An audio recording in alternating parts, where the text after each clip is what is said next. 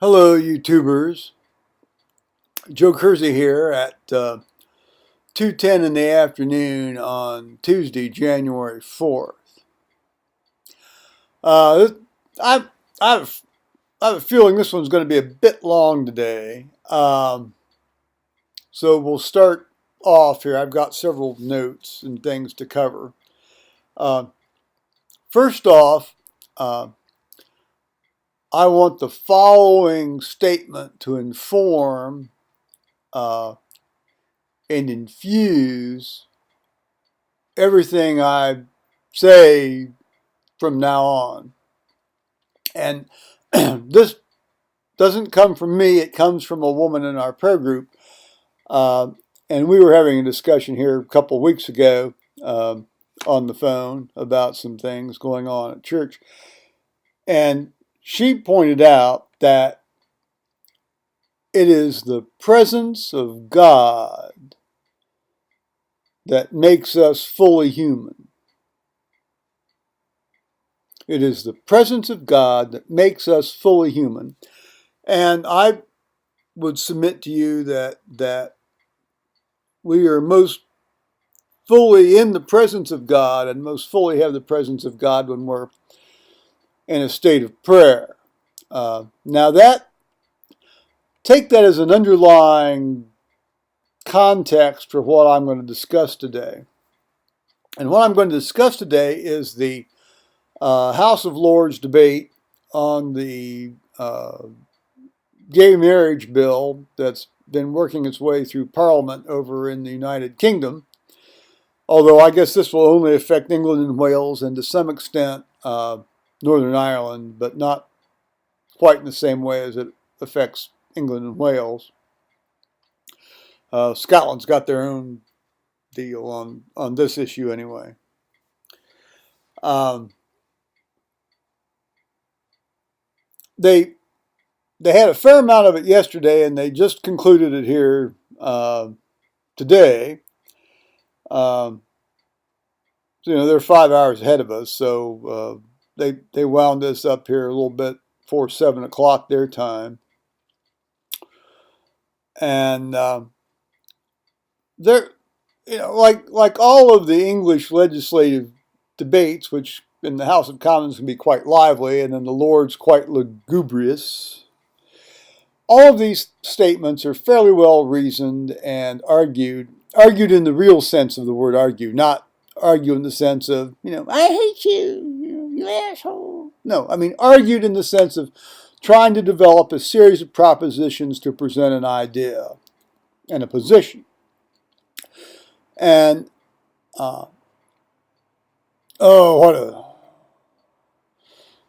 if only the people in our U.S. Congress could adopt that way of not the parliamentary system, by the way, but just that whole style of reasoned, respectful interaction. It would be, we might be as evenly and divided as we are, but at least it would be far less hateful. Well, we can only hope. Well, anyway, so anybody who wants to watch this, I urge you to go to the Parliament. It's www.parliament.uk. It's the Parliament website. And I'll leave the specific link to this debate, if I can, in my little description here today. But I came in at this at around the 16:30 mark, their time. And Viscount Colville of Culross gave an absolutely excellent historical review of marriage in the earlier church,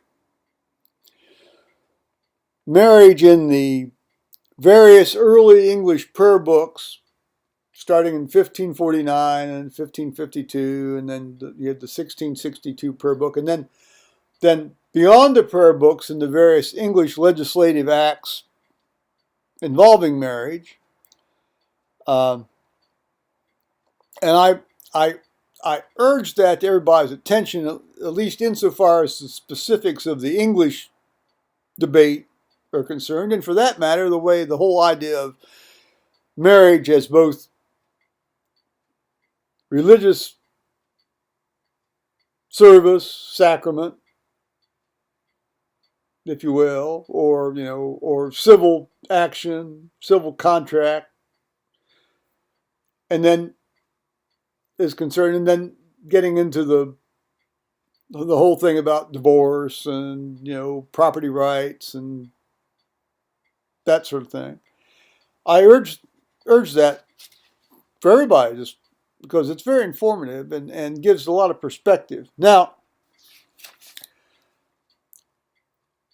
as a Christian, uh, and a gay Christian, obviously, I'm gay. Uh,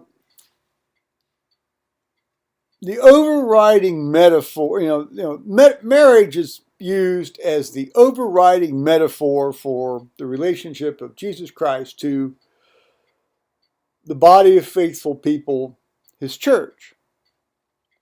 He is in relationship to his church as a husband is to his wife. The love for his church reflects the love of a husband for his wife, and the love of the church to him reflects the love of a wife to her husband. It's a metaphor. I think sometimes it's been beaten somewhat to death, but nonetheless, that's the standard overriding metaphor. And like most metaphors, it takes on a life of its own. So the metaphor becomes viewed as also the truth of what the metaphor is talking about, or vice versa. I mean, it becomes the inverse of what it started out to be. In other words, so Christ's love for his church is, it's like marriage. But the converse now is like marriage is like the church's love for Jesus Christ. And,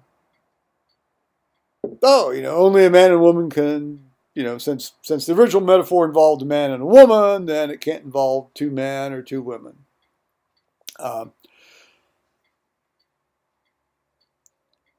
So the overriding metaphor of marriage is equivalent to Christ's love for his church. And I would say that it doesn't have to be specifically equivalent to a love between a man and woman. It can be equivalent to love between two people, assuming that love rises to that level. Well, nobody's going to equal the love of Christ for his church. But our goal is to try to imitate Christ here on earth as best we can. I've always said Jesus Christ is the ultimate visual aid for how we're supposed to behave. And so two people certainly can have or strive to achieve that kind of love here on earth. And, the other line of argument is marriage is to reflect, or is supposed to reflect, Christ's love into the world. I have no problem with that, obviously. Now, I then go on to say that after sort of thinking about this, and I don't want to get married. I've been married. I was in a straight marriage. It was a sham straight marriage in the sense that I knew it was a lie. I'm a gay man. I don't want to get married. I'm not straight. Now, if some gays out there want to get married, well, I can't speak to that issue. I can only speak to, Paul and I don't want to get married. We don't get civilly partnered. We want to stay together. Hell, we've been together 30, well, this November will be 33 years. You know. Anyway, that's us. Well, see, a lot of it's just us, and a lot of it's all very individual. Um, I say, then went on to say, two individuals in a committed and loving state, whether they're men or women, committed and loving state, whether they're men or women, or man and woman, can certainly reflect Christ's love or the example of his love for us. And, in our case, we're supposed to do it for one another and into the creation, and then for the creation and for Christ into the world.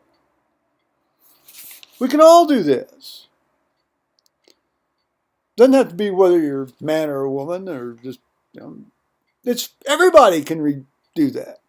No, I'm not arguing for, polygamy and polyamory and let's have bestiality marriages.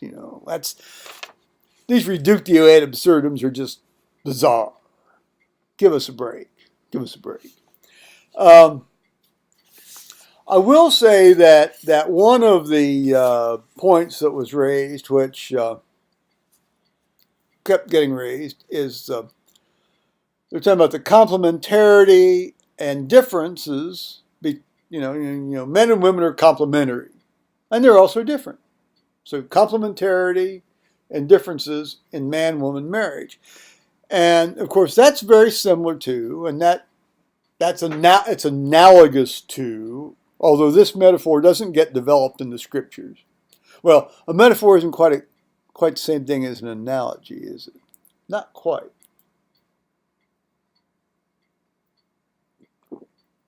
Anyway, his complementarity and differences are similar to Christ's two natures, his divine nature and his human nature.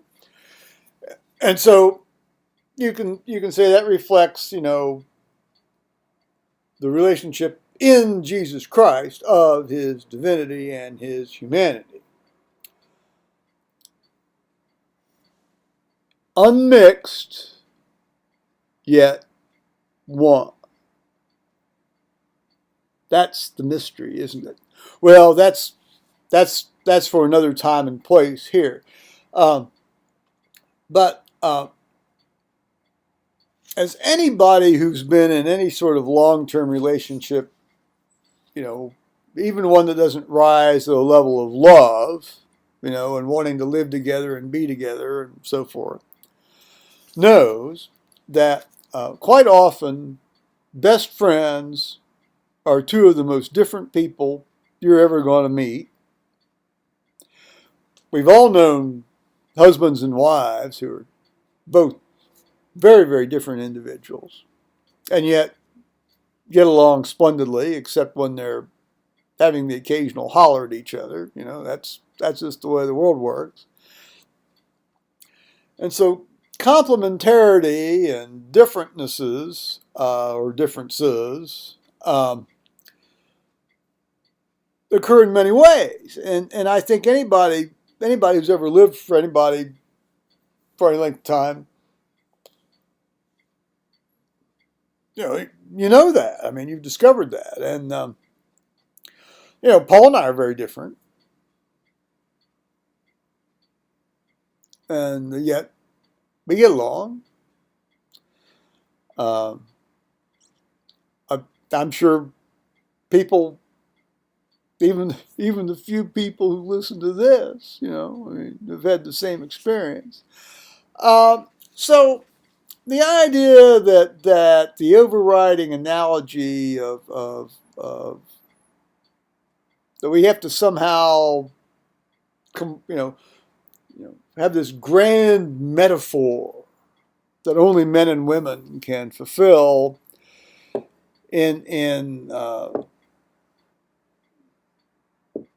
see, this is the thing where the metaphor of marriage as Christ's relationship to his church is basically taken over the idea that should also be how marriage is, and it's a metaphor, guys. And the analogies work. Now, I don't want to get married. I've said that. I don't want to get civilly partnered. But see, I have a linguistic problem, with calling this marriage. But it's I hate I hate to say this. I'm gonna have to give way on this though. Sometimes a duck is more than a duck. Yeah. The duck's still there in its original form, but sometimes it's more than just a duck. I think this may be one of those cases. Language evolves, blah blah blah blah blah. And I loathe imprecise use of language, but this goes beyond just the use of language. This actually gets down to the reality of what is marriage. Marriage is a relationship between two loving people that reflects the love of Jesus Christ for all humankind that believe in him. And on one level, all humankind anyway. So if two people think that they can aspire to have some sort of equivalent relationship and want that to be sanctioned by the state, and for that matter, sanctioned by some sort of religious organization or religious service,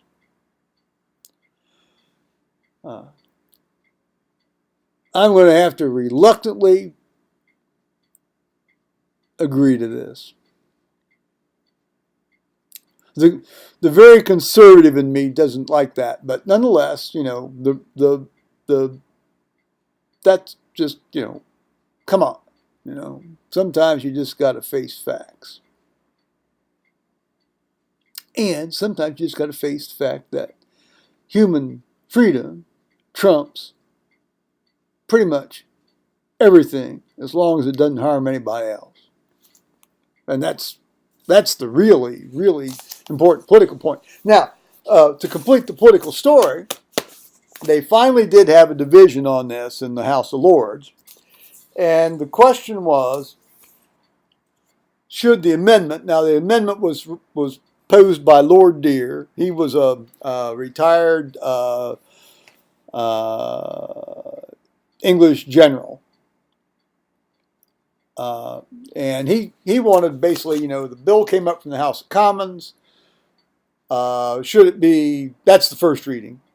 The second reading is then should it be debated and then amended and then go to a third reading where they might say yay or nay finally. And he said he wanted to amend the bill on the second reading, basically say, it's like the bill has its own death clause in it. This bill shall not have a second reading in the House of Lords. And the question was, should the amendment be agreed to or not agreed to?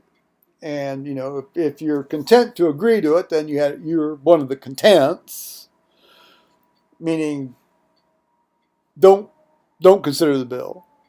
Or if you don't agree to have this amendment, then you're not content, and that means then the bill should go on and be considered. And so the not contents were 390, and the contents were 148. So they're going to go ahead and consider this bill in a committee of the House of Lords and maybe offer some improving amendments, because it's very clear this thing that came out of the House of Commons needs a few clarifying amendments so that all of the loose ends get tidied up. But that's where it stands. And so I'm going to put this link to, and then if you stay with it, you can just watch the rest of it.